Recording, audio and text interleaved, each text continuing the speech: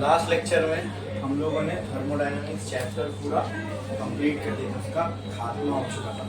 ठीक है, अब हम लोग जो नॉलेज हमने हासिल की है उसको अप्लाई करने वाले हैं। ठीक है, अब हम लोग न्यूमेरिकल्स करने वाले हैं।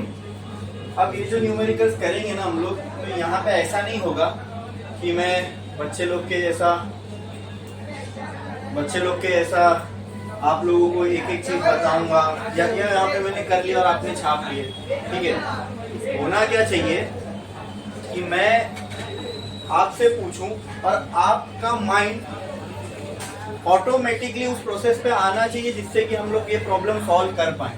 ठीक है, ठीक है, तो चलो देखते हैं। मतलब मैं चाह रहा हूं आपका थॉट प्रोसेस वो बने जिससे कि आप खुद इन प्रॉब्लम्स को सॉल्व करने वाले बनो। क्योंकि एग्जाम किसको देना है? आप लोगों को देना है ना, मुझे तो नहीं देना है। मजा आएगी। यही एक थॉट मुझे और आपको अलग करती है बस फिजिक्स पढ़ने से, है ना। तो और यही एक थॉट मेरा डर निकाल देता है और आपका डर बाकी रहता है गलत हो जाने का। तो बिल्कुल डरने घबराने की बात नहीं है, अपना थॉट प्रोसेस प्रॉपर रहना चाहिए। मतलब एक प्रॉब्लम सॉल्व करने के लिए आपके माइंड में जो थॉट प्रोसेस है कि पहले ये करना है, फिर ये करना है, फिर ये करना है, तो ऑटोमेटिकली हम लोग आंसर पे पहुंच जाएंगे। तो आपका थॉट प्रोसेस वैसा बनना चाहिए। ठीक है, तो मेरा पॉइंट ऑफ व्यू वो रहेगा आपको न्यूमेरिकल सॉल्व करवाते टाइम। ठीक है, क्योंकि मुझे एक्सपर्ट नहीं बनना है न्यूमेरिकल सॉल्व करने में। वो काबिलियत किसमें आनी चाहिए? आप लोगों में, क्योंकि एग्जाम में आपको सॉल्व करना है। एग्जैक्टली यही तो नहीं, न्यूमेरिकल आएगा नहीं। तो इसलिए मैं कह रहा हूँ ये सब याद थोड़ी ना करना है, हमने यहाँ लिख दिया, आपने छाप लिए, चलो हो गया, हमने ये थर्मोडायनामिक्स का न्यूमेरिकल कर लिया। नहीं, ऐसा नहीं। ये करने का पर्पस समझो। ये करने का पर्पस ये है कि आप लोगों का थॉट प्रोसेस ऐसा बने कि कल को अगर इसके हटके कुछ न्यूमेरिकल आया तो आप लोग खुद सॉल्व कर सको। मतलब आपका माइंड में थॉट प्रोसेस बना हो कि क्या करना है जिससे कि हम कोई भी न्यूमेरिकल को टैकल कर सकते हैं। ठीक है, एक जन इधर बैठो, बैठो। तुम आ गया आप जोड़ी में बैठना तो चले जाओ, पीछे कोई सिंगल आएगा तो यहाँ बैठ।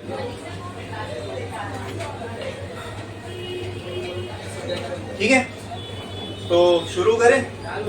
प्रॉब्लम में या क्वेश्चन नहीं लिखूंगा, क्वेश्चन आपके पास है, पेज नंबर बताऊंगा, क्वेश्चन नंबर बताऊंगा, वहां से डेटा देखना है।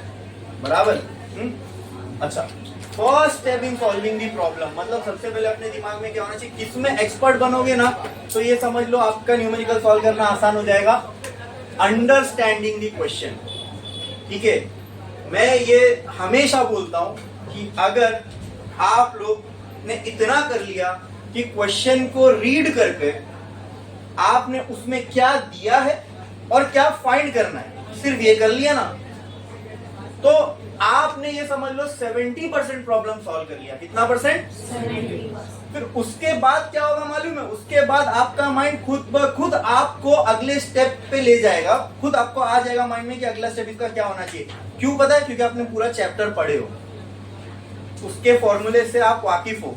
तो आपको जब ये पता है कि क्या दिया है, क्या निकालना है, तो आपके माइंड में खुद ब खुद आ जाएगा, अरे ये तो वो वाले फॉर्मूले से निकल सकता है। जैसे आप वो फॉर्मूला लगा दोगे वहां फिजिक्स हो जाती है खत्म, वहां से शुरू होता है मैथ्स। ठीक है, तो और ये भी एक चीज याद रखना, मैं यहाँ पे सिर्फ फिजिक्स पढ़ाऊंगा, इसका जो मैथ्स रहेगा वो किसको करना है? आपको करना है। ठीक है, कुछ अगर होगा इधर तो इधर कर लेंगे, नहीं तो कुछ लेंदी रहेगा कैलकुलेशन तो आप घर पे करो। ठीक है, ठीक है। हाँ, तो मैथ से नहीं, आप उसके ऊपर टाइम पास करके क्यों अपनी टाइम खोटी करेंगे? बराबर? नहीं, सही है कि नहीं? सही है ना? ठीक है, शुरू करें। क्या बोला मैंने? अपना पर्पस, अपना मकसद। मेरा मकसद आपके लिए सबसे पहला ये कि हम लोग इस तरीके से क्वेश्चन को पढ़ के उसको समझ सके। अगर आपने क्वेश्चन को पढ़ के ये इतना डेटा बाहर निकाल लिया ना कि क्या दिया हुआ है, गिवन क्या निकालना है, 2 फाइंड। मैंने तो कैलकुलेशन सोल्यूशन अब तक स्टार्ट भी नहीं किया, लेकिन मैंने क्या कहा? 70% प्रॉब्लम आपने सॉल्व कर ली। क्या कर ली? वो अंदर जाने दो, अब बाहर आ जाओ, उसको अंदर जाने दो। ठीक है, शुरू करें। तो ये वाला प्रॉब्लम निकालो और मुझे प्रॉब्लम नंबर बताना, आप लोग मुझे प्रॉब्लम नंबर बताना बस, ठीक है, ठीक है। A system releases 125 kilojoule of heat. A system releases 125 kilojoule of heat.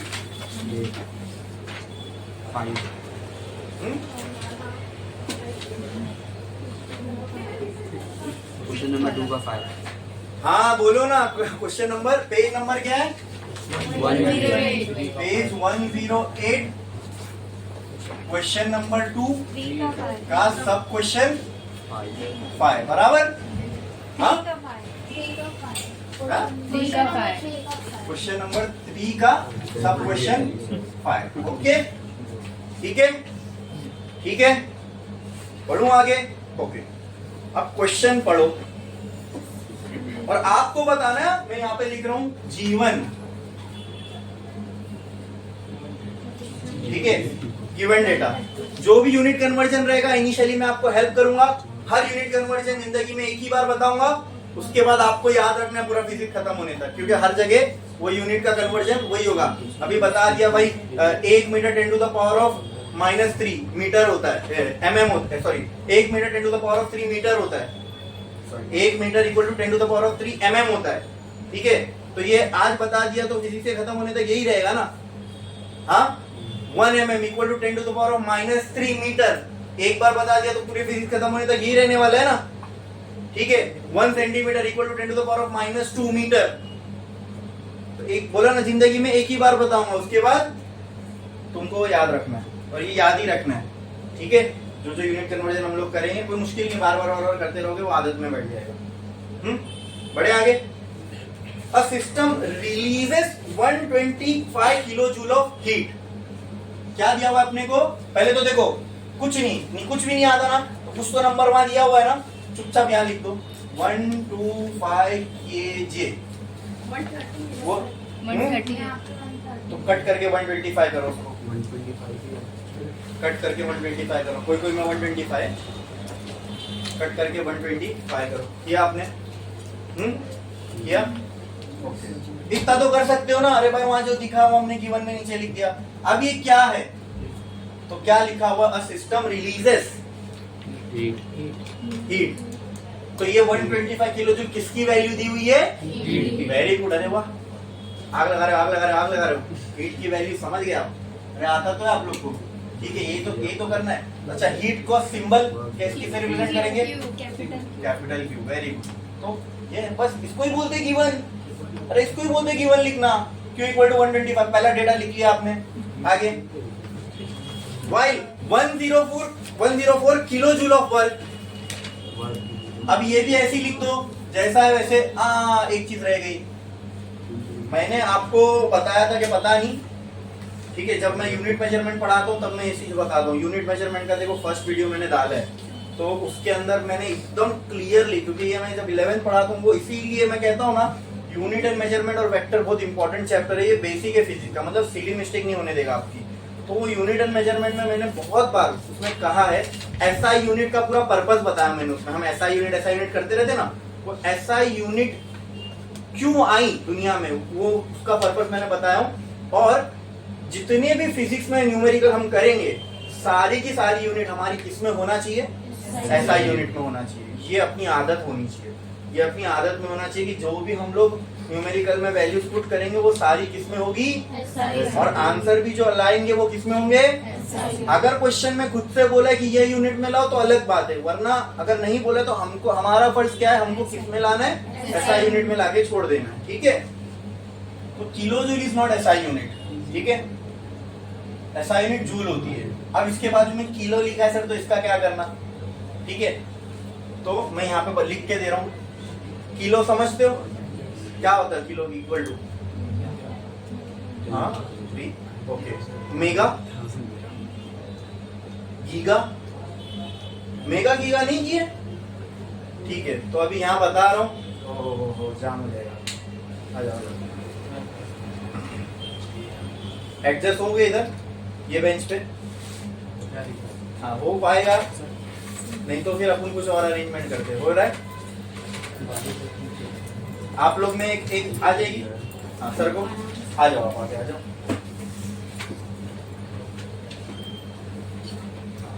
जाओ पीछे बैठो।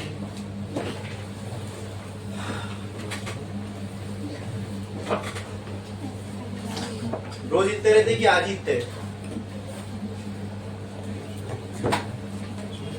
अच्छा हाँ, यहाँ मैं लिख देता हूँ, ये हमेशा हमेशा के लिए वैलिड रहेगा, लिखना देख लो। किलो काम, जहां किलो दिखे वहां क्या लगाओगे? ये बहुत बेसिक बता रहा हूँ, ये इसका 12 से चैप्टर से कोई लेना देना नहीं है, ये बहुत बेसिक मैं आपको चीज बता रहा हूँ। किलो, गीगा, मेगा क्या होता है? कहीं पे आप देखो मेगा किलो रहेगा और वहां पे सिंबल रहेगा के, तो इसकी जगह क्या लिख दोगे? 10 टू द पावर ऑफ 3। हाँ, मेगा वहां पे क्या रहेगा? कैपिटल एम, उसकी जगह लिखोगे 10 टू द पावर ऑफ 6। कहीं पे रहेगा गीगा, उसकी जगह रहेगा कैपिटल जी, तो उसकी जगह लिखोगे 10 टू द पावर ऑफ 9। ठीक है, इसके आगे आगे भी होता है, लेकिन फिलहाल अब तुमको गीगा के आगे नहीं होगा कुछ। ठीक है, उसी तरह डाउनवर्ड में भी होता है, मीटर, मिलीमीटर, फिर नैनोमीटर, माइक्रोमीटर, पिकोमीटर, फेम्टोमीटर। ठीक है, तो उतना अपने को नहीं जाना है। एंगस्ट्रॉम, तो वो जब देखेंगे उस वैसे टाइप के प्रॉब्लम में आएंगे तो वो भी देखेंगे। फिलहाल में ये आपने अपने बुक में कहीं पे भी ऊपर लिख देना है, इसका प्रॉब्लम से कोई लेना देना नहीं है, लेकिन वो जनरल नॉलेज के लिए बहुत इंपॉर्टेंट है, हमेशा काम में आएगा। यहाँ क्या दिख रहा है? किलो, तो यहाँ क्या करोगे? 125 × 10 to the power of 3 joule. ठीक है, ये जो इतना बेसिक बता रहा हूँ ना, ये इतना बेसिक, ये मतलब इसमें मेरा टाइम जाता है, लेकिन इससे ये इंश्योर हो जाता है कि कोई भी यहाँ बैठा हुआ उसको कोई चीज ऐसा नहीं होगा कि नहीं समझ में आ रही हो। ठीक है, वरना इन चीजों पे ये समझ लो, मतलब ध्यान क्या, कोई सोचेगा भी नहीं कि ये बच्चों को नहीं आती होगी, लेकिन मैं वो भी सोच के कर रहा हूँ कि कोई हो सकता है ऐसा हो जिसको ये नहीं मालूम होगा, तो मैंने उसके लिए ये भी बता दिया। ठीक है, एंड तो वैल्यू इट एंड अच्छे से ध्यान दो, और ये जो भी चैप्टर है टेस्ट में अच्छे से इसमें परफॉर्म करो। ठीक है, क्यू की वैल्यू हो गई। नेक्स्ट क्या दिया हुआ है? आगे क्या दिया था? आगे क्या दिया हुआ था? While 104 joule is work done, तो यहाँ लिख दो पहले 104 किलो जूल। ठीक है, ये देखो, ये इसको मैंने क्या किया मालूम है? ये SI यूनिट में कन्वर्ट कर दिया। किलो जूल SI नहीं है, जूल SI यूनिट है, तो किलो के लिए क्या लगा दिया? ये क्या दिया हुआ है? अरे बोलो ना, वर्क। वर्क क्लियर समझ में आ रहा है? तो इसके आगे क्या लिखो? Very good, W। अब इसको भी SI यूनिट में कन्वर्ट करना है, 10 to the power of 3 joule हो गया SI यूनिट में कन्वर्ट। ठीक है, E1 हो गया। Calculate change in internal energy, very good. क्या कैलकुलेट मतलब? टू फाइंड, एग्जाम में भी यही तरीके से लिखोगे आप, गिवन फिर टू फाइंड, फिर आएगा सोल्यूशन। ठीक है, अब बोलो कैलकुलेट करने बोला क्या? Change in internal energy. क्या चेंज को कैसे दिखाते? डेल्टा से, और हमको ऑलरेडी मालूम है इंटरनल एनर्जी को हमने कैसे रिप्रेजेंट किया था? डेल्टा यू से। तो वही निकालना है, सीधा सीधा ना, साफ साफ बोला है ना, सीधी बात, नो बकवास, डायरेक्ट वहां पे बोला है कि कैलकुलेट चेंज इंटरनल एनर्जी निकालना है। अब आते हम लोग इसके सॉल्यूशन पे। तो कोई मुझे बता सकता है? गलत तो गलत चलेगा, बट आप लोग में से कोई इसको सोच सकता है कि ये कैसे सॉल्व होगा? यस, ये delta U plus W. Very good, very good. And what is that called H? Very good, very good. अरे वाह, क्या बात है। इसको क्या बोलते हैं? हाँ, you are making me somewhat proud. ठीक है, वेरी गुड। क्या है? फ्रॉम, क्या लिखेंगे हम लोग? From first law of thermodynamics, Q is equals to delta U plus W। ठीक है, क्लियर? अच्छा, अभी आप मेरे को बताओ कि यहाँ पे Q की वैल्यू कितनी दी हुई है? 125। हाँ, तो यहाँ पे मैं या तो निकालना क्या है, तो पहले एक काम करते हैं, इस इक्वेशन को जो निकालना है उसके फॉर्म में लेके आ जाते हैं, W को वहां फेंक दो, तो Q minus W is equal to delta U, ये हो जाएगा। क्लियर? फिर delta U is equal to Q की जगह, अच्छा एक चीज अब इसमें से छोटी सी है लेकिन ध्यान नहीं दिया हम लोगों ने, फर्क तो उससे आंसर पे नहीं आएगा इतना, लेकिन ध्यान देना बहुत जरूरी है। क्वेश्चन में क्या बोला है, सिस्टम रिलीज कर रहा है 125 किलो जूल ना। क्या मैंने आप लोगों को हीट और वर्क के साइन कन्वेंशन सिखाए थे? हीट सिस्टम में निकलेगी तो उसको क्या लेंगे, और जब हीट सिस्टम में आएगी तो क्या लेंगे। सिस्टम वर्क करेगा तो क्या लेंगे, सिस्टम पे वर्क होगा तो क्या लेंगे। बराबर, जैसे इंजन है, ये वर्क देता है तो इसका वर्क हो गया पॉजिटिव। एसी है, वर्क लेता है तो इसका वर्क क्या होगा, नेगेटिव। तो यहाँ सिस्टम में से जब हीट निकलती है तो ये हीट का क्या है, लॉस, नेगेटिव होगा। तो यहाँ पे हीट क्या हो रही है, रिलीज हो रही है कि ऐड हो रही है, तो यहाँ पे ये क्या रहेगा, बोलो। तो क्या मैं इसको ऐसा बोलूं, इज इक्वल टू -125। हाँ, और क्या बोला है, वर्क इज डन कहाँ, ऑन दी सिस्टम। सिस्टम पे वर्क हो रहा है, बाय दी सिस्टम होता तो पॉजिटिव। अरे भाई वो तुमको याद रखना पड़ेगा, मैंने बोला था ना कोई एक याद रखो चारों याद रहेगा। ठीक है, हीट निकल रही है तो लॉस है, लॉस है तो प्लस होगा माइनस होगा, माइनस होगा। तो हीट का निकलना माइनस, हीट का आना प्लस। यहाँ क्या हो रही है, हीट निकल रही क्या आ रही है, तो क्या हो गया, इसका उल्टा वर्क। हीट का आना सिस्टम में आना प्लस था, तो वर्क का सिस्टम में आना, तो वर्क का सिस्टम से जाना प्लस होगा। मतलब सिस्टम वर्क करेगा तो कर रहा, मतलब बाहर दे रहा है तो प्लस, और सिस्टम पे वर्क हो रहा मतलब उस पे वर्क आ रहा है तो हाँ। ये सिर्फ एक याद रखो, हीट का निकलना इज माइनस, तो हीट का आना इज इसका उल्टा वर्क। तो ये work done by the system है, मतलब सिस्टम से वर्क निकल रहा है तो माइनस होगा। तो ये भी इसमें होगा, माइनस में होगा। समझे कि नहीं समझे? तो Q की जगह क्या लिखूंगा मैं, Q की जगह क्या लिखूंगा, बोलो, -125 into 10 to the power of 3। ये फॉर्मूले का माइनस, ठीक है। फिर वर्क की जगह क्या आ जाएगा, -104 into 10⁻³ delta U is equal to -125 into 10 to the power of 3 minus 104 into 10 to the power of delta U is equal to -125 plus 104, दोनों में से 10 to the power of 3 common ले लो, क्या बचेगा ये। अरे भाई अभी क्या मैथ से 125 में से 104 गया, 125 रुपए उसमें से 104 वाला खर्चा कर दिया, कितना बचा, very good, -21 into 10 to the power of 3 joule. Energy है ना, तो इसका यूनिट क्या होगा, जूल। क्लियर है? अब टेक्स्ट बुक में सिर्फ 21 दिया हुआ है और वहां किलो जूल लिखा होगा, बराबर। तो किलो समझ में आ रहा है क्यों लिखा है, उसने 10⁻³ नहीं लगाया, हमने 10⁻³ लगा दिया। हमने तो अपना फर्ज निभाया, हमको SI यूनिट में लाना है, हम अपने SI यूनिट में रखेंगे। ये गलत है क्या, नहीं, उसने किलो लिखा, हमने 10⁻³ लगा के जूल लगाया, ठीक है। वहां माइनस नहीं है, बट आंसर में माइनस होना चाहिए। क्यों होना चाहिए, क्योंकि हमने देखा हीट रिलीज हो रही है, वर्क भी डन बाय द सिस्टम हो रहा है, ठीक है। तो ऑटोमेटिकली डेल्टा U का आंसर आएगा नेगेटिव। अब ये नेगेटिव, फिजिक्स में जब भी नेगेटिव साइन आती है ना, वो कुछ कहना चाहती है, या तो अपोजिट डायरेक्शन बताएगी, या तो किसी चीज का कम होना बताएगी, ठीक है।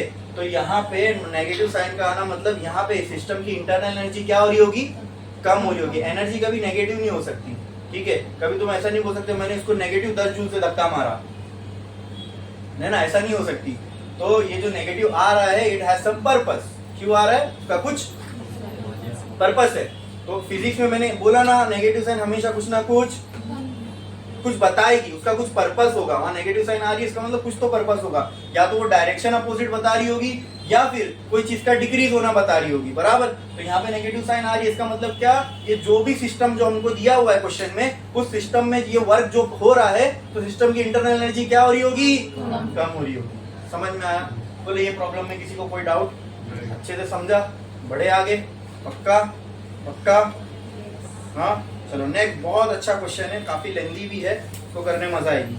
चलो आप देखते हैं। A gas contained in a cylinder fitted with a frictionless piston। अब ये वही एग्जांपल है पिस्टन सिलेंडर वाला, ठीक है।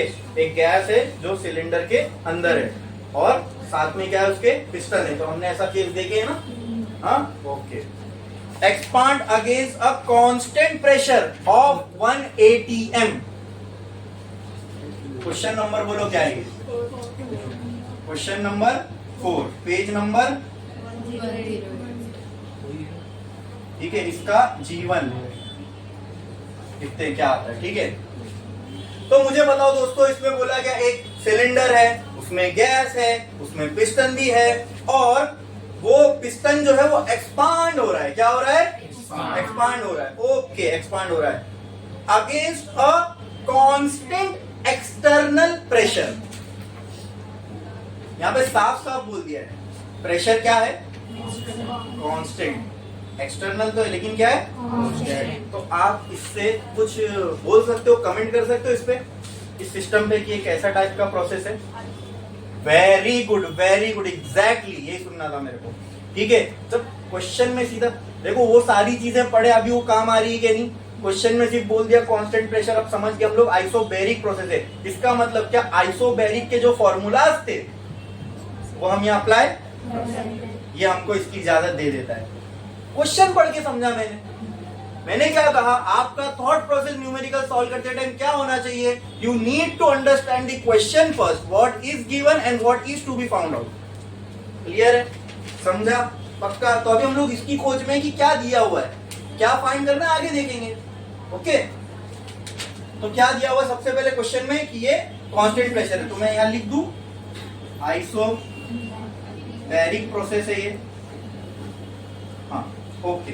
अगर आइसोबैरिक प्रोसेस है ये, तो क्या यहाँ पे प्रेशर की वैल्यू P1 और P2 होगी? तो फिर क्या होगी? सिर्फ P होगी, because there will be no change in pressure because the pressure is constant। तो यहाँ पे सिर्फ एक बार P लिखूंगा, और वो कितना दिया हुआ है? 1 ATM। अब ये किस किस को आइडिया है कि ATM क्या होता है? हाँ, बोलो बोलो, किस किस को आइडिया है कि 1 ATM क्या होता है? ATM, atmospheric pressure. Very good, इनको ही मालूम है, बाकी किसी को नहीं मालूम। ATM is a unit of pressure, जैसे metre, centimetre, foot, inch, kilometre, ये सारी डिस्टेंस की यूनिट है, डिस्प्लेसमेंट की यूनिट है। उसी तरह ATM is also a unit of, but it is not an SI unit. तो इसको भी क्या करना पड़ेगा? कन्वर्ट करना पड़ेगा। ठीक है, ये लिखे क्या नहीं लिखे ना, जान एक साथ लिखना। मैं यहाँ बता रहा हूँ, 1 ATM बराबर होता है 1.01325 into 10 to the power of 5। 1 ATM बराबर होता है 1.01325 बार। तो bar is also unit of pressure, इसीलिए हमने यहाँ पे देखे ना बैरिक प्रोसेस, मैंने एग्जांपल में भी बताया था, bar is a unit of pressure. तो प्रेशर की जो SI यूनिट है दैट इज बार। ओके, तो आपको इतना तक नहीं करना है, आपको सिर्फ इतना याद रखना है, 1.013 बार। आपको बस इतना याद रखना, वो आगे और भी है। ठीक है, तो ये दिया हुआ है प्रेशर, इसको क्या कर देंगे? 1 इंटू 1. बोलो, ठीक है, ये हमने कन्वर्ट कर दिया SI में, रख दो साइड में। आगे आगे, अच्छा, कांस्टेंट प्रेशर पे प्रोसेस चल रहा है और पिस्टन क्या हो रहा है? एक्सपांड। क्या हो रहा है? एक्सपांड हो रहा है, तो वॉल्यूम में चेंज आएगा। यस, तो देखो volume, from a volume of 5 litre to volume of 10। अरे बाप रे बाप, ये क्या दे दिया? पहले क्या लिखता हूं मैं? 5 लीटर। ठीक है, अच्छा लीटर के लिए अब मैं खाली 10 लिख रहा हूं। ठीक है, फिर यहां से कहां गई वॉल्यूम? 10 लीटर पे। अब ये दोनों क्या दिया हुआ है? वॉल्यूम। क्या दिया हुआ है? क्या दिया हुआ है? वॉल्यूम की यूनिट। कभी लीटर में पढ़े हो? हाँ, आज समझ लो वॉल्यूम की एक यूनिट लीटर भी होती है। Yes, it is volume. तो अगर दो वॉल्यूम है, एक्सपांशन हो रहा है ना, क्या हो रहा है? तो पहले वॉल्यूम क्या रही होगी, फिर क्या होगी? ज्यादा। तो दोनों में से 1 किसको दूंगा? 5 वाले को। Very good. तो this is V1 and this will be V2। तो पहले कन्वर्ट कर लेते हैं ना, फिर उसको भी कर लेंगे। अब हमको सबको मालूम है litre is not the SI unit of volume. Litre is not the volume की SI यूनिट क्या है? Metre cube. क्या है? तो यहाँ भी बता रहा हूँ, लिख लो 1 litre is equal to 10 to the power of -3 metre cube. तो जहां 1 लीटर दिखे उसके बाजू में सीधा क्या लगा दो? वो ऑटोमेटिकली किस में कन्वर्ट हो जाएगा? ऐसा है। तो V1 will be equal to 5 into 10⁻³ metre. तो V2 कितना दिया हुआ है? 10 litre. So V2 will be equal to 10 into 10 raised to -3. हो गया इतना? ठीक है, इतना डेटा कर लिया हमने. ओके, नेक्स्ट आगे क्या दिया हुआ है? In doing so, it absorbs 400 joule of thermal energy from its surrounding. मतलब इस सिस्टम में सराउंडिंग से 400 जूल की क्या आ रही है? Thermal energy. तो ये क्या है? यस क्या है? हाँ, थर्मल एनर्जी. अगर टेम्परेचर कांस्टेंट हो तो वहां आइसोथर्मल बोलेगा. सिर्फ थर्मल एनर्जी आ रही है सिस्टम में 400 जूल की. तो ये क्या हो सकती है? वेरी गुड, हीट है. थर्मल से आप समझ सकते हो. अच्छा, थर्मल से अगर टेम्परेचर याद आता है तो कुछ मत बोलो. देखो, थर्मल के आगे एनर्जी लिखा हुआ है. ठीक है, एनर्जी लिखा है ना. And temperature is not an energy. Energy एक ही हो सकती है जो टेम्परेचर से रिलेटेड है, विच इज हीट एनर्जी. और जूल भी यूनिट देखो ना. अगर कभी ये एक और ट्रिक बताता हूँ. अगर कभी गिवन डेटा समझ में ना आए ना, क्वेश्चन पढ़ के क्या दिया हुआ है, क्योंकि जानबूझ के क्वेश्चन को इस तरीके से, वर्ड्स को इस तरीके से लिखते हैं ना कि पढ़ने वाला कंफ्यूज होता है और उसको मालूम ही ना पड़े कि क्या दिया हुआ है. इसलिए तो वो टफ है ना. इसलिए तो उसके आपको मार्क्स मिल रहे हैं. तो कभी ऐसे सिचुएशन के अक्रॉस होना तो यूनिट देखा करो. अब इसकी यूनिट क्या है? जूल. तो जूल तो हमने यहाँ इस चैप्टर में तीन ही चीज की हो सकती है, इंटरनल एनर्जी, वर्क और हीट. तो ये इंटरनल एनर्जी तो है नहीं, वर्क हीट हो सकता है. तो यहाँ पे थर्मल एनर्जी सिस्टम में आ रही है बोला, तो ये वर्क भी नहीं हो सकता है. थर्मल यानी उससे रिलेटेड क्या है? एक ही चीज हो सकती है, क्या? हीट. तो यहाँ पे लिख दूं क्या? आगे भी कुछ दिया है, चलो नहीं जाता, नहीं लिख देता हूँ. Heat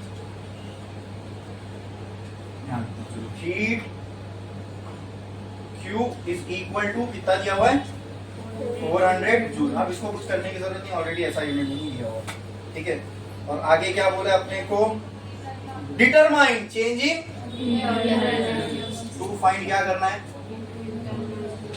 change in internal. तो क्या लिखूं? Delta U is equal to question mark. ठीक है. तो चलो, अब अपने को निकालना क्या है? बोलो, क्या निकालना है? Internal energy. क्या निकालना है? हाँ, तो दौड़ाओ दिमाग. कैसे कर सकते हैं? थोड़ा एक मिनट का हम लोग सोच सकते हैं ना. आपको करना है. ठीक है. तो थोड़ा सा दिमाग लगाओ. जब नहीं आएगा तो मैं तो हूँ बताने के लिए. थोड़ा सा आप लोग दिमाग लगाओ. कोई भी अटेम्प्ट करो, सोचो कि किस तरीके से हम लोग इसके सोल्यूशन को अप्रोच कर सकते हैं. नहीं आएगा, गलत बोलोगे तो भी चलेगा, लेकिन एटलीस्ट ट्राई मारो, कोशिश करो कि कैसा लगता है आपको यहाँ इसके सोल्यूशन को हम कैसे पहुंच सकते हैं. बोलो, इसका सोल्यूशन यहाँ बोलो. सोचो, थोड़ा सोचो. आएगा.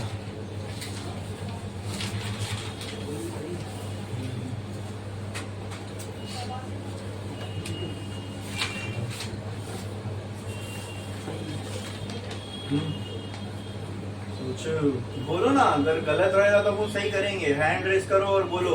आप कुछ कहना चाहते हो तो बोलो. हाँ, वेरी गुड. इससे क्या मिलेगा? डेल्टा यू कैसे मिलेगा इससे? वो डेल्टा यू का फॉर्मूला है क्या? देखो, वेरी गुड. वो फॉर्मूले से हमको क्या मिलेगा? देखो ना, आपने सोचा तो धीरे धीरे अब हम आंसर की तरफ बढ़ रहे हैं ना. मैं यही तो चाहता हूँ, आप सोचो. आप प्रॉब्लम सॉल्व करने का जो प्रोसेस है वो आपके दिमाग में उतरना चाहिए. यानी जब भी आप ऐसे प्रॉब्लम के सामने आओ तो your mind should start working, start thinking. 10 तक 11 तक हम लोगों को स्पून फीड किया जाता है. देखो, हाँ ये प्रॉब्लम है, इसको सॉल्व करने का ये तरीका है, बस वो याद कर लेते हम लोग. ऐसा ही प्रॉब्लम दिखा तो ऐसा सॉल्व कर लेंगे. ठीक है. नहीं, अपने को समझना है. अपने मैं क्या बोल रहा हूँ, इसके अलावा कैसा भी प्रॉब्लम आए ना, आपको सॉल्व करने आना चाहिए. ठीक है. आपका माइंड प्रॉपरली थिंक करना चाहिए कि क्या अब मुझे कहाँ जाना है. तो पहला स्टेप क्या? फॉर्मूला बोलो मुझे. क्या कहा आपने? Work done is equal to P and why I can use this formula. ये फॉर्मूला कौन से प्रोसेस से निकाले आपने? और क्यों मैं यहाँ पे ये यूज कर सकता हूँ? शुरू में ही बोल दिया, क्वेश्चन में ही बोला कि आइसोबैरिक है, तो आई कैन यूज दिस फॉर्मूला. ठीक है. तो यहाँ से मुझे क्या मिल जाएगा? वर्क मिलेगा. Very good. वर्क मिल गया. हीट है.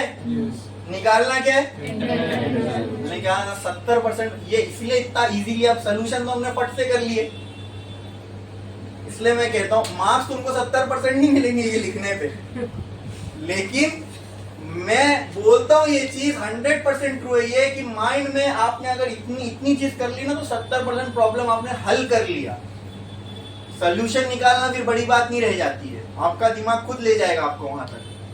ठीक है, तो बस अब ये कर लो। W इक्वल टू P कितना दिया हुआ है 1.1, इसका तो 1 से मल्टीप्लाई होगा तो यही आने वाला है ना 1.013 into 10 to the power of 5 बराबर। हाँ, और ब्रैकेट में क्या रहेगा बोलो इसके, V2 माइनस V1, तो V2 कितना है 5 into 10 raise to V2 minus V1, तो यहाँ रहेगा 10 ना, 10 minus 5 into 10 raise to minus 3। तो एक काम करो 10 raise to minus 3 10 raise to minus 3 बाहर निकाल दो, तो 1.013 इंटू 10 रेज़ टू 5 इंटू ये 10 रेज़ टू माइनस 3 बाहर आ जाएगा, अंदर क्या बचेगा 10 माइनस 5, यही बचेगा ना। ये रेज़ टू 5 ये रेज़ टू 3 क्या होएगा, मैंने आपको बताया था 7th standard indices a to the power of m into a to the power of n is equal to a to the power of m plus n। जब base same हो तो power क्या हो जाती है, ऐड हो जाती है। क्या हो जाती है, इसका बेस सेम है तो इनकी पावर क्या हो जाएगी, ऐड। 5 वहाँ ऐड होने की जगह -3 है तो ये क्या हो जाएगा 5। अरे यार ये ऐसा है ना, देखो 10 raise to 5 into 10 raise to -3, तो ये क्या होना चाहिए 10 रेज़ टू 5 प्लस -3, लेकिन वो प्लस माइनस क्या हो जाएगा, 5 माइनस 3 बचेगा ना, तो यहाँ क्या बचेगा 1.013 into 10 to the power of 2 into 10 minus 5। अब W is equal to 5 into 1.013 into 10 to the power of 2 work है, तो यूनिट क्या रहेगी, ये अब मैं नहीं कर रहा हूँ, ये मल्टीप्लीकेशन आपको करना है, बाजू में 10 टू द पावर ऑफ 2 लिख के आपको फाइनल आंसर निकालना है। ठीक है, ठीक है, 10 पॉइंट समथिंग आएगा, सॉरी 5 पॉइंट समथिंग आएगा। क्लियर, तो क्या किसको करना है बोलो, आपको करना है। ठीक है, तो ये क्या हो गया वर्क, फिर क्या बचा बोलो ना, डेल्टा यू। तो अब वो कैसे निकालेंगे, yes very good, from first law of thermodynamics Q is equal to delta U plus W। निकालना क्या डेल्टा U, तो डेल्टा U किसके बराबर हो जाएगा Q माइनस, तो delta U will be equal to Q कितना दिया हुआ है 400 माइनस यहाँ से W की जो भी वैल्यू आएगी उसको आप यहाँ पुट करोगे तो फाइनल आंसर आपको मिल जाएगा। यहाँ किसमें होगा वो भी, अगर आपने यूनिट निकाली है हाफ मार्क्स कट। ठीक है, समझ में आया, ये कैलकुलेशन क्या करना है हफ्ते। ठीक है, ये बताया ना कन्वर्जन है। अच्छा, into 10 to the power of 5, ठीक है, 1 ATM का कन्वर्जन है बार में। क्लियर है, ठीक है, करो, सॉरी बार में ही, ये पास्कल होगा, पास्कल। ठीक है, यहाँ पर भी सही कर लो, क्योंकि बार वो ये मैंने बराबर लिखा था, लेकिन अगर 10⁵ लगाना है तो डेट विल बी क्या होगा pascal. And pascal is the SI unit, क्योंकि देखो यही जो पास्कल होता है ना दोस्तों, ये होता है न्यूटन पर metre square, and this is the SI unit. हाँ, अगर मैं यहाँ 10⁵ हटा दूं तो मैं वहां क्या लिख सकता हूँ, तो it was a mistake on my part. ठीक है, यहाँ पे एक्चुअल में आपको लिखना है पास्कल में, ये जो मैंने लिखा था वो सही था, जब मैं बार लगा दूं तो ये 10⁵ नहीं लगाऊंगा, लेकिन अगर 10⁵ लग रहा है तो यहाँ पे बार नहीं रहेगा, फिर क्या आ जाएगा pascal. And pascal is the SI unit of pressure. क्या है, और पास्कल और न्यूटन पर मीटर स्क्वायर एक बराबर है। क्लियर है, समझ में आया पक्का, बाकी अपना कैलकुलेशन तो प्रॉपर है।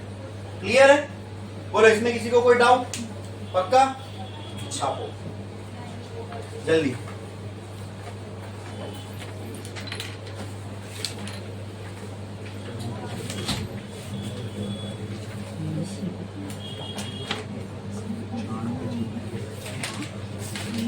अच्छा, वो 500 समथिंग में आएगा, अरे जब W को मल्टीप्लाई करोगे तो 500 समथिंग आएगा, वो आगे 10 की पावर 2 लगी है ना, और ये 400 है, तो 400 में से 500 निकालेंगे तो डेल्टा यू क्या आएगा बोलो? वेरी गुड, क्या आएगा?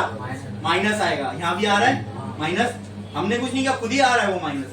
मतलब फिजिक्स में जब भी माइनस आएगा तो इट इंडिकेट समथिंग, मतलब ये जो प्रोसेस हो रहा है इसमें भी क्या हो रही है? गैस की जो इंटरनल एनर्जी है वो कम हो रही हो। करो फटाफट कॉपी जल्दी।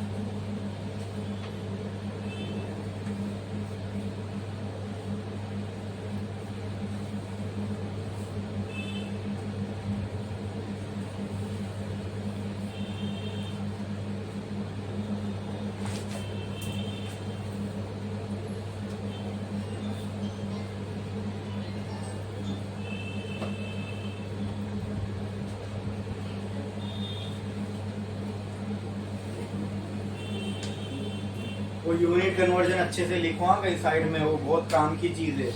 वो कोई नहीं बताएगा आपको इसके, मतलब ध्यान तो देता ही नहीं उस पर कोई, और कोई ऐसा बताएगा भी नहीं कि ये होता है। तो अभी मैं बता रहा हूँ तो उसको प्रॉपरली लिखते रखो कहीं पे, ये हमेशा अपने को काम आने वाली है अभी।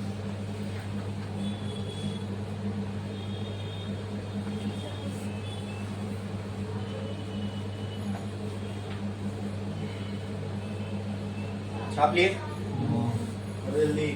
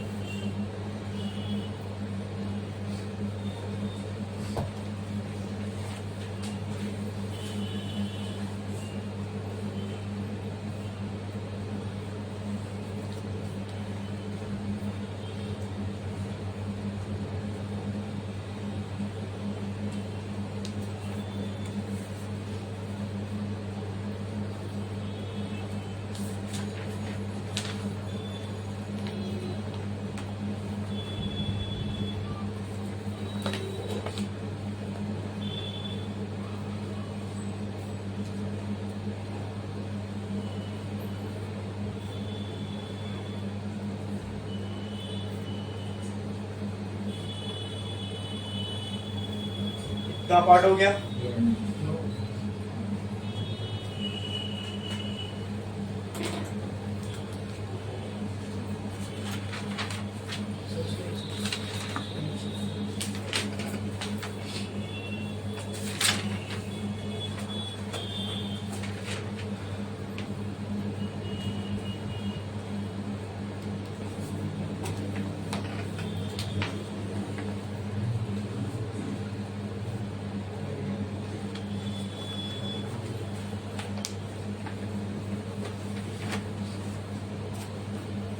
हो गया? जल्दी करो कॉपी।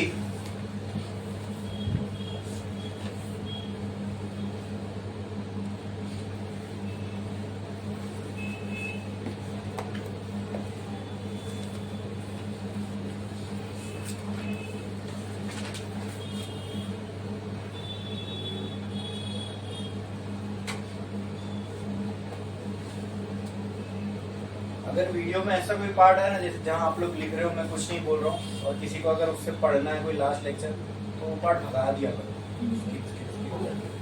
जहाँ से बोलना शुरू करूँगा वहाँ से लाइन बचेगा।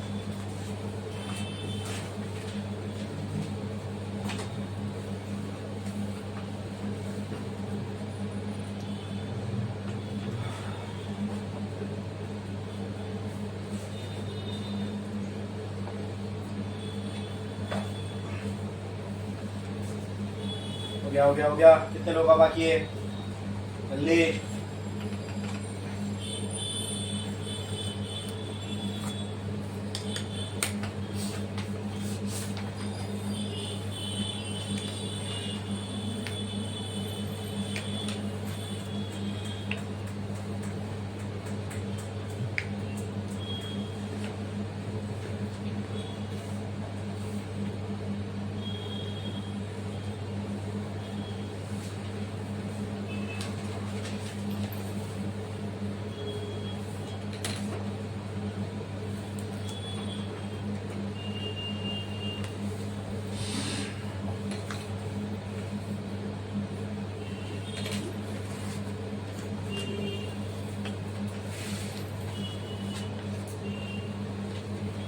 कितने बजे आए थे अमन? ठीक है ना, तो तुमने अपना ट्रेडिशन फॉलो नहीं किया।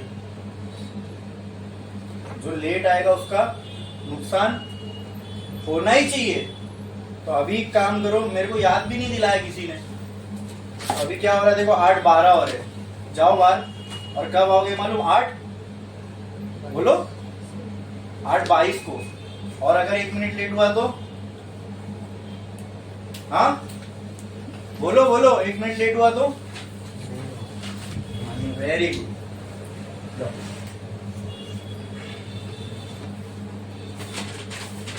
चलो next, a system is taken to its final state from initial state in hypothetical path। ये कौन सा क्वेश्चन है? कौन सा क्वेश्चन है? Question number.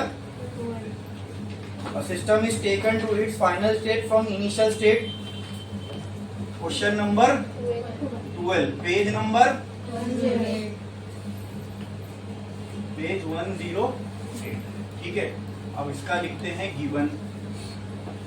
ठीक है, क्वेश्चन में क्या बोल रहा हूँ? System is taken to the final state from initial state in hypothetical path as shown in the figure. एक फिगर दिया हुआ अपने को, वो फिगर में इधर बना रहा हूँ।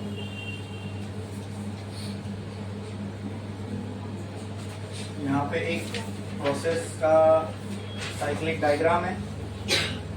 दिस इज समथिंग, कुछ नहीं, this is something, this is something, this is something. A B C and D, arrow कुछ ऐसा दिया हुआ है। ठीक है, यहाँ पे 6, यहाँ पे 2, यहाँ पे 2, यहाँ पे 6 एंड दिस, यहाँ पे क्या है? वॉल्यूम है और यहाँ पे क्या है? प्रेशर है। और एक चीज, ये प्रेशर जो दोस्तों किस में दिया हुआ है? 10 to the power of 5 pascal में, मतलब खुद ही 10 to the power of 5 यहाँ लग चुका है, तो ये पास्कल में हो गया। एंड वॉल्यूम किस में दी हुई है? हाँ, लीटर में। इसमें लीटर में। आगे क्या बोला है? Calculate the work done in each case. Her case में होने वाला आपको क्या फाइंड करना है? Work done. क्या निकालना है? वर्क डन निकालना है। ठीक है, तो क्या फाइंड करना है अपने को? To find. अब यहाँ तो गिवन आसान था, जो है वो डायरेक्ट ही दिया हुआ था। अपने को यहाँ पर वर्क डन निकालना है इन ईच केस। ईच केस का मतलब क्या? देखो यहाँ टोटल आपको कितने प्रोसेस दिख रहे हैं। ये पूरी एक साइकिल है। जब भी ऐसा क्लोज कर्व होता है ग्राफ का तो उसको हम एक साइकिल बोलते हैं। लेकिन इस साइकिल में आपको प्रोसेस कितने दिख रहे हैं? 4। ए बी एक process, B C C D. तो हर आपको वर्क डन निकालना है इन ईच केस, मतलब हर प्रोसेस का वर्क डन। तो मैं यहाँ लिख सकता हूँ work done in A B में निकालना है, फिर work done in B C निकालना है, फिर work done in C D निकालना है, then work done in very good. ये चारों निकालना है ना, होने वाला एकदम फर्स्ट प्रॉब्लम। क्लियर है? बढ़े आगे। ठीक है, अरे इसका सोल्यूशन। अच्छा, अब लीटर का कन्वर्जन तुमको मालूम है, पास्कल भी मालूम है। ठीक है, चलो आगे बढ़ो। इसका सोल्यूशन में यहाँ लिखूं। सबसे पहला work done of A B देख लेते हैं, ठीक है। आप मुझे बताओ दोस्तों, A B, very good very good. क्या कहा आपने? कौन सा प्रोसेस है? तो यहाँ मैं वर्क डन के लिए कौन सा फॉर्मूला यूज कर सकता हूँ? Very good. तो वो क्या है? P 2 minus, very good. अब एक एक की वैल्यू बता दे जाओ। यहाँ पे प्रेशर की वैल्यू क्या है? 6, लेकिन सिर्फ 6 लिखेंगे क्या? क्योंकि यहाँ बोला है प्रेशर जो 10 to the power of 5 pascal में है, 6 into 10 to the power of 5। समझे? समझे? ठीक है। अब आ जाओ V2 पे। V2 इस ये प्रोसेस के लिए V2 कौन सा होगा? ये वाला कि ये वाला? B वाला कि ये वाला? B वाला। तो यहाँ पे V2 की वैल्यू क्या है? 6। ओके, लेकिन ये किसमें है? तो ये लीटर में, तो इसके आगे क्या लगाना पड़ेगा? ये समझे क्या? हाँ ठीक है। माइनस V1 इसके लिए क्या होगा? ये 2, तो ये 2 लिख दिए, लेकिन ये किसमें है? तो किसमें कन्वर्ट करना पड़ेगा? किसमें आ गया? ये मीटर क्यूब में। अब सब SI यूनिट में। अब कर सकते हम लोग आगे। तो 6 into 10 to the power of 5, 10 to the power of -3, दोनों में से क्या निकलेगा? कॉमन। अंदर क्या बचेगा? 6 माइनस 2, तो 6 इंटू यहाँ क्या बचेगा? 10 to the power of 2 into 6 minus 2 क्या होगा? तो ये क्या हो जाएगा? Work done of A B is equal to 6 4 into 10 to the power of 2। Clear है? समझ में आया? पक्का? इसमें गलतियां टेक्स्ट बुक में देखो, वहां पे आंसर क्या दिया हुआ होगा? 2.4। हाँ ठीक है। अब वो इसलिए 2.4 आ रहा है क्योंकि वो भी मैं आपको निकाल के बता सकता हूँ। कब आएगा मालूम? देखो 6 माइनस 2 खाली करो, कितना हुआ? 4। ठीक है। और ये 10 टू द पावर ऑफ 5 को ऐसे ही रहने दो, ठीक है। ये 10⁻³ यहाँ से बाहर नहीं निकलेगा। 2.4 और आगे क्या है? 10 टू द पावर ऑफ 6। हाँ मैं वो भी आंसर लाके दिखा रहा हूँ, देखना। ये 10⁻³ मत लगाओ। 6 माइनस 2 कितना होगा? 4 इंटू 6 24, और साथ में क्या बचेगा? तो ये हो गया जूल। अब यहाँ पे क्या है? 10 टू द पावर ऑफ 6। जब यहाँ आप एक पावर बढ़ाते हो तो यहाँ पॉइंट लग जाएगा। पावर बढ़ाते हो तो यहाँ पे क्या लग जाएगा? पॉइंट। लेकिन यहाँ एक गलती है, बोलो क्या? वो टेक्स्ट बुक में ये आंसर तो दिया हुआ है, ठीक है, लेकिन इस आंसर में गलती है। वो क्या? Very good. वो 10⁻³ लगाना जरूरी क्यों है? वो जब तक नहीं लगाओगे तब तक ये SI में है ही नहीं। आई बात समझ में? हमको किस में सॉल्व करना है? SI यूनिट में। तो हमारा आंसर ये प्रॉपर है, हमने SI यूनिट में सॉल्व किए। बराबर? हम सही फिजिक्स फॉलो कर रहे हैं। बराबर? SI यूनिट में चल रहे हम लोग। समझे ना? वो आंसर क्यों सही नहीं है और ये क्यों सही है? बराबर है? चलो अब नेक्स्ट क्या बचता है? Work done of BC। चलो इस पे दिमाग लगाओ। आइसो। अरे वाह, तो सोचो सोचो सोचो। अरे ये आइसोकोरिक प्रोसेस है, तो यहाँ पे वर्क डन की बहुत सबसे सिंपल है ये। किसने कहा? Very good. अरे आइसोकोरिक के लिए वर्क डन, वहां को डिस्प्लेसमेंट होता ही नहीं। Easy solve. तो ये देख के आप एक और का आंसर डायरेक्ट बोल सकते हो। यस, वर्क डन और डीए भी निकाल लो ना यहीं पे, इक्वल टू 0। इसका रीजन लिख लो क्या? Both are isochoric. उसका वर्क डन क्या होता है?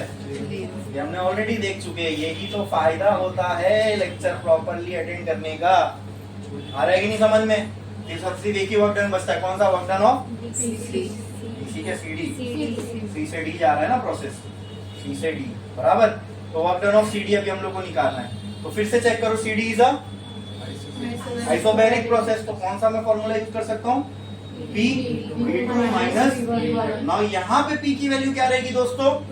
वेरी गुड, 2 इंटू ये लगाना पड़ेगा क्योंकि यहाँ ऊपर दिया हुआ है, वो SI में हो गया। फिर V2 की वैल्यू, अब यहाँ V2 की कर दी ना गड़बड़। V2 होता है फाइनल, V1 होता है इनिशियल। ये प्रोसेस कहां से शुरू हो रहा है, यहां से यहां पे, तो फाइनल इसके लिए कौन सा है, 2 ये है, तो V2 की जगह क्या आएगा, 2 इंटू 10⁻⁻⁻, माइनस इनिशियल 6। तुमको डरना नहीं, तुमको फिजिक्स सही फॉलो करना है, बड़ा पहले आ रहा है छोटा तुमको सबके वो आंसर खुद आएगा, उसका कुछ ना कुछ पर्पस निकलेगा बाद में।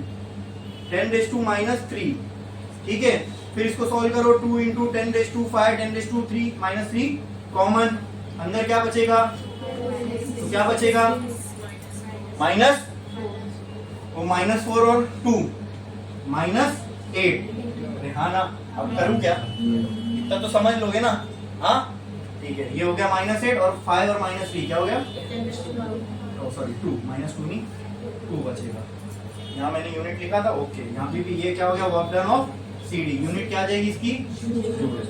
अब दोस्तों यहाँ पे ये आंसर माइनस में आ रहा है, किस में आ रहा है, किस में आ रहा है, माइनस में आ रहा है। मैंने कहा था ना फिजिक्स में माइनस कुछ ना कुछ इंडिकेट करता है, अगर यहाँ माइनस में आ रहा है पहले तो ये इसका अपोजिट सेंस में, तो ये पॉजिटिव था तो ये नेगेटिव हो गया, ठीक है, और यहाँ पे नेगेटिव आ रहा है, मतलब कहीं ना कहीं हो सकता है यहाँ पे क्या हो रहा होगा, work is done on the system, ये कौन सा वर्क था, work was done by the system. समझ में आया, क्लियर है, तुमको घबराना नहीं हो, माइनस आ रहा है तो उसकी कुछ ना कुछ वजह होगी, ठीक है, एक तो क्लियर इससे ही समझ में आ रहा है। हाँ, ये साइड वाला वर्क जो था दैट वाज पॉजिटिव, तो ये साइड वाला वर्क क्या हो गया, बाकी वो तो कांस्टेंट वॉल्यूम है तो उसके लिए ऑलरेडी वर्क डन क्या था, 0 हो गया। समझ में आया, कैमरा मूव हो गया, सही करो थोड़ा, सही है, सही है।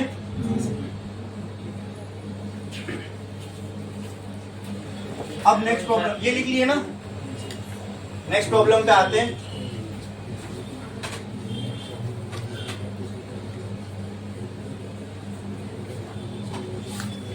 ये प्रॉब्लम बताओ मुझे,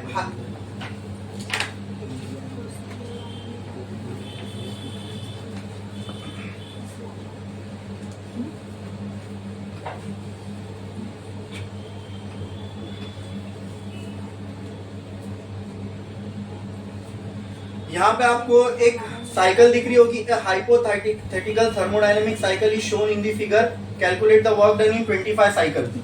question question number 10, page number, page इसका लिखे G1, तो इसके G1 में ऑलरेडी डायग्राम दिया हुआ है, क्या दिया हुआ है, डायग्राम कुछ ऐसा है, ठीक है, और इसको साइड में बना रहा हूँ ताकि क्लैरिटी रहे।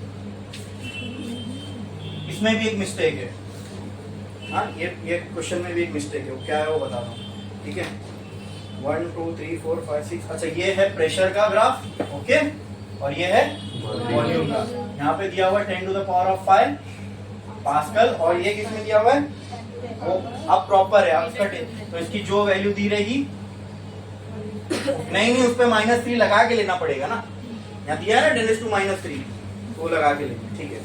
बाकी यहाँ पे दिया हुआ है ये 1 है, फिर 2, फिर 3, 4, 5, 6, 7, 8, 9, 10, 11, ठीक है। एंड सेम वे यहाँ पे दिया हुआ है, ये 0 होगा ना, यहाँ पे ओरिजिन, हाँ, and this is given as 2, then यहाँ पे है 4, देन यहाँ पे है 6। अच्छा, और यहाँ पे क्या बनाया हुआ है, सर्कल, क्या बनाया हुआ है, तो ये तो समझ में आता है मुझे, समझ, तो वो सर्कल का मुझे बताओ डायामीटर क्या रहेगा, यहाँ 2 यहाँ 2, तो सर्कल का डायामीटर कितना हो गया, 6, कौन बोला, 4, इतने पार्ट में ना भाई सर्कल, तो सर्कल का डायामीटर सिर्फ इतना ही हो सकता है ना, तो सर्कल का डायामीटर कितना हुआ, ये 2 से 4 2, 4 से 6 2, तो टोटल कितना हुआ 4 यूनिट्स। अब यहाँ जो भी यूनिट नहीं दिए तो हम लोग 4 यूनिट मान सकते हैं सर्कल का डायमीटर। क्या आपने कोई ऐसा सर्कल कभी देखे हो जिसका ये पार्ट जितना है, तो ये पार्ट मतलब अगर 4 है तो ये पार्ट इसका 10 होगा, ऐसा कोई सर्कल देखे हो? लेकिन आप टेक्स्ट बुक में देखो उसकी ये इतना डायामीटर, ये साइड का जो डायामीटर है वो 4 है। अब ये वाला साइड देखो कितना है, बाय एनी पॉसिबल मींस वो एक सर्कल हो सकता है क्या? तो वो शेप वहां पे गलत है, शेप वहां पे गलत दिया हुआ है। एक्चुअली में वो ऐसा कुछ है।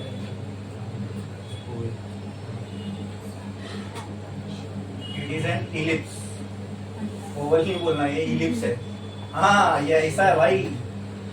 अरे यही तो सेंस बन रहा है ना। और टेक्स्ट बुक में क्या दिया है? सर्कल। हो ही नहीं सकता। यहाँ पे 11 है, या ये चौड़ा इसकी 11 और ये 4 है, तो ऐसा कहीं सर्कल देखे हो क्या? सर्कल में जो ये डायमीटर होगा वो ये होगा, हर तरफ से वो सेम ही होएगा। हाँ, it means that shape is means that cycle, that graph is, that PV graph is चौकड़ी। रॉन्ग। समझ में आया? ठीक है। अब ये एक साइकिल है बोला है। क्या है ये? साइकिल बोला है। और इसके calculate the work done in 25 cycle. मतलब ये एक कहीं से भी शुरू हो रहा है, मान लो यहाँ से शुरू हो रहा है, यहाँ से हम लोग यहाँ गए तो एक वर्क हुआ होगा, वर्क हुआ होगा। अच्छा, मैंने आपको पीवी ग्राफ और वर्क के बीच में एक रिलेशन बताया था, किसी को याद है? नोट में भी लिखवाया था। पीवी ग्राफ और वर्क के बीच में एक रिलेशन बताया था, याद है किसी को?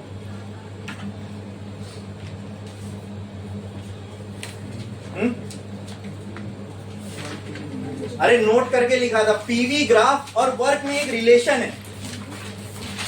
बहुत बारीक चीज है, लेकिन जिसको वो मालूम नहीं कि ये प्रॉब्लम वो सॉल्व कर जाएगा, वही कंसेप्ट वो जो नोट में लिखा था, सोचो नोट में लिखा था, लेकिन वो यहाँ पे काम आएगा ये प्रॉब्लम को सॉल्व करने के लिए। Very good, very good. एक एक चीज क्या हमने नोट में नहीं लिखे? हाँ देखो कहां कहां से वो एक टुकड़ा सेंटेंस यहाँ काम आ जाएगा। मतलब क्या, अगर मैं इस ये पीवी कर्व ही है ना, ये पीवी ग्राफ ही तो है, वो साइकिल कुछ भी देने दो, ओवल, सर्कल, रेक्टेंगल, ट्रायंगल, लेकिन है तो ये पीवी ग्राफ। और पीवी ग्राफ के अंदर जितना एरिया रहेगा वो तुमको किसकी वैल्यू देगा? वर्क की। किसकी? तो अगर मैं किसी तरह ये पूरा एरिया निकाल लूं